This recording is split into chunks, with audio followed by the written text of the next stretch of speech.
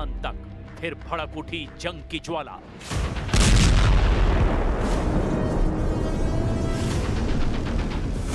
दक्षिण लेबनान पर इजराइल की जबरदस्त एयर स्ट्राइक। सऊदी अरब से अमेरिका की F-35 डील पर भड़के नेतन्याहू। एक बार फिर इजराइल की वॉर मशीन ने जंग के उन शोलों को भड़का दिया है जो बीते कुछ दिन से चिंगारी बनकर सुलग रहे थे।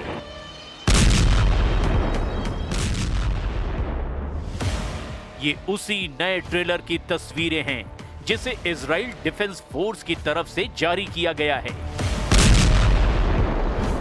एक स्ट्राइक और सब खत्म। ये स्याह धुएं का गुबार बता रहा है कि इजराइल के बदले की आग अब तक ठंडी नहीं हुई है। ये धुआं सिर्फ जली हुई इमारतों का नहीं है, ये उस आग का सबूत है जो अब गाजा की सीमाएं पार करके दक्षिण लेबनान तक पहुंच चुकी है।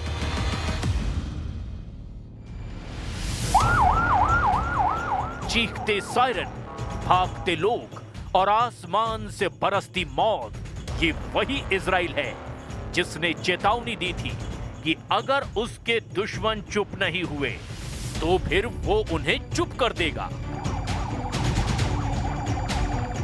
जेहौर, देर, कीफा, आयनाता, तैर फिल्सा, इन गांवों का नाम इजराइल ने सोशल मीडिया पर पहले ही डाल दिया था।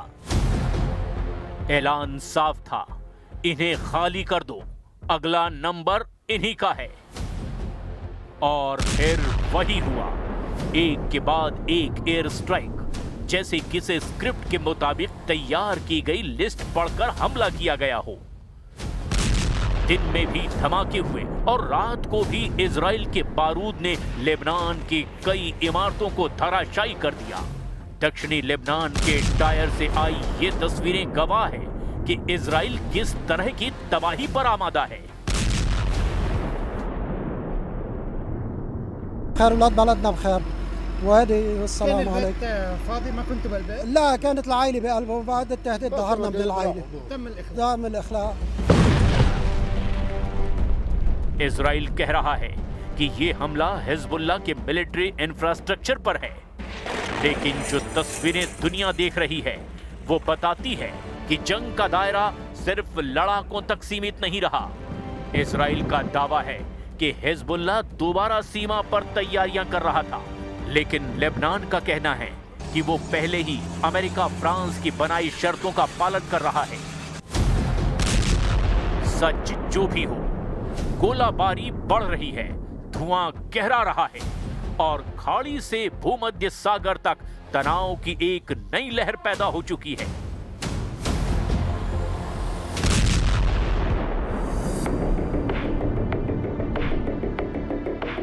इसे समझने के लिए सीरिया बॉर्डर से आई इन तस्वीरों को भी देख लीजिए। इजराइल के प्रधानमंत्री बेंयामिन नेतन्याहू ने सीरिया में तैनात इजरायली सैनिकों से मुलाकात की। इस दौरान इजराइल के प्रधानमंत्री ने कहा कि ये मिशन न सिर्फ रक्षात्मक है बल्कि आक्रामक रूप से भी अहम है और हालात किसी भी वक्त बदल सकते हैं। אנחנו מייחסים חשיבות עצומה ליכולת שלנו, גם ההגנתית וגם ההתקפית כאן, שמירה על בעלי בריתנו הדרוזים, ועיקר שמירה על מדינת ישראל ועל גבולה הצפוני אל מול גולן. זו משימה שיכולה להתפתח כל רגע, אבל אנחנו סומכים עליכם. ואנחנו מאוד, ואני מאוד מאוד מעריך את לא רק את מה שאתם עושים, אלא גם את העובדה שהמשפחות שלכם מתגייסות לזה. אני רוצה להעביר לכם תודה, לא רק מממשלת ישראל, אלא גם מאזרחי ישראל, ממדינת ישראל. תודה רבה לכם. ये दौरा ऐसे वक्त में हुआ है जब अमेरिकी राष्ट्रपति डोनाल्ड ट्रंप ने कहा है कि उनकी सरकार इजराइल के साथ मिलकर सीरिया से रिश्ते सुधारने का काम कर रही है। इससे पहले सीरियाई राष्ट्रपति अहमद अल शरा, जो कभी अल कायदा कमांडर रह चुके हैं, उन्होंने व्हाइट हाउस में ट्रंप से मुलाकात की थी। उधर जंग की इस नई आग को F-35 लड़ाकू विमान की भी हवा लग चुकी है, क्योंकि रिपोर्ट्स बता रही है कि अमेरिका सऊदी अरब को F-35 लड़ाकू विमान देने की तैयारी कर रहा है। ट्रंप की तरफ से जब से इस खबर को पुख्ता किया गया है, तब से यरूशलेम में हलचल तेज है। इजराइल की वायुसेना ने साफ कह दिया है कि यह डील उसके एयर सुपीरियरिटी को सीधे चुनौती देती है। इजराइल दुनिया को बता देना चाहता है कि आसमान में उसका दबदबा सिर्फ एक रणनीति नहीं, उसकी राष्ट्रीय सुरक्षा का बेस है।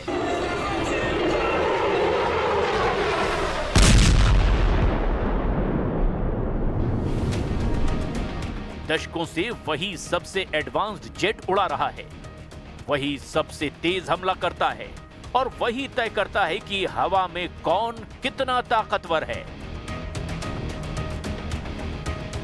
लेकिन सऊदी अरब को F-35 मिलने की संभावना ने अब नेतन्याहू की पावर सर्कल में अलार्म बजा दिया है। अगर रियाद के पास वही स्टेल्थ जेट आ गए जो आज सिर्फ इजराइल चला रहा है, तो सऊदी अरब के पास होने से मिडिल ईस्ट के आसमान का गणित बदल जाएगा। They're going to purchase F-35s. They're buying them from Lockheed, and it's a great plane. We make, by the way, the best military equipment. You saw that during the Iran little skirmish. We make the best planes, the best missiles. We make the best offensive missiles. We make the best military equipment in the world. अब असली सवाल यही है कि आखिर F-35 पर इतना हंगामा क्यों? क्यों इजराइल का सत्ता गलियारा इस एक डील से बेचैन हो उठा है? इसका जवाब F-35 की उस काबिलियत में छुपा हुआ है जो आज दुनिया के किसी भी लड़ाकू विमान को मात देती है। F-35 कोई साधारण फाइटर जेट नहीं, यह आसमान से गायब हो जाने वाला हथियार है। स्टेल्थ तकनीक इसका सबसे बड़ा कवच है। रडार इसे पकड़ नहीं पाते, मिसाइल इसे लॉक नहीं कर पाती और दुश्मन को पता भी नहीं चलता कि खतरा ठीक ऊपर मंडरा रहा है। यही वो क्षमता है जिसने मिडिल ईस्ट के आसमान में इजराइल को दशक भर से अदृश्य ताकत बनाकर रखा है।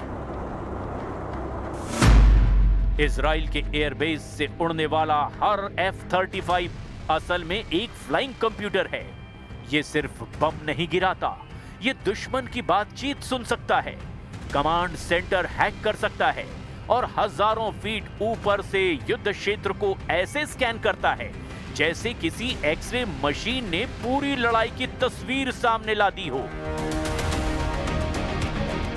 अब सोचिए, अगर यही ताकत सऊदी अरब को मिल जाए, जिसे इजराइल अब तक अपने पूरे क्वालिटेटिव मिलिट्री एज का आधार मानता आया है, वही हथियार पड़ोस में भी पहुंच जाएगा। और यही बात नेतन्याहू सरकार को सबसे ज्यादा खटक रही है। अमेरिकी राष्ट्रपति की मंजूरी के बाद यह डील अब हवा में नहीं बल्कि जमीन पर उतरने के करीब है।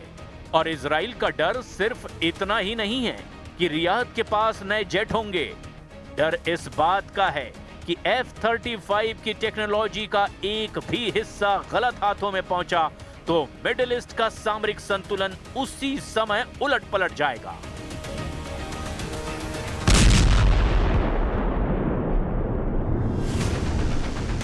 अमेरिकी खुफिया एजेंसियों की चिंता भी यही है कि सऊदी और चीन की बढ़ती निकटता कहीं इस हाई एंड टेक्नोलॉजी को कमजोर ना कर दे। अगर जेट का डेटा, सॉफ्टवेयर, सेंसर या स्टेल्थ कोड लीक हुआ तो F-35 की पूरी बढ़त खत्म हो जाएगी और सबसे ज्यादा नुकसान उसी देश को होगा जिसने इसे सबसे पहले अपनाया, यानी इजराइल।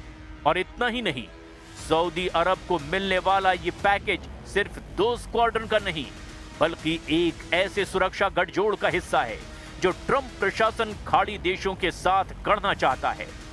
इजराइल को डर है कि कल को यूएई, कतर या मिस्र भी इसी कतार में आ गए तो वो मिडिल ईस्ट में इजराइल सोलो पावर वाली अपनी रणनीति खो देगा। अब बात करें इजराइल की असली बेचैनी की, तो उनका कहना है कि अगर रियाद के पास F-35 आया तो वो सिर्फ बचाव के लिए नहीं रहेगा। सऊदी की निगाहें ईरान पर है और ईरान की निगाहें हर उस देश पर है जो उसे चुनौती देता है। यानी F-35 आकाश में या तो तेहरान, रियाद, यरूशलेम, इन तीनों की रणनीतियां नई रेखा से लिखनी पड़ेंगी। इजराइल की वायुसेना ने अपनी पोजीशन पेपर में साफ लिखा है कि अगर मध्य पूर्व में कोई और देश F-35 उड़ाएगा तो ये हमारे एयर सुपीरियरिटी के केंद्र में चोट होगी। यानी बात सिर्फ एक जेट की नहीं, बात उस बढ़त की है जिसने अब तक इजराइल को हर मोर्चे पर मनचाहा ऑपरेशन करने की हरी झंडी दी है।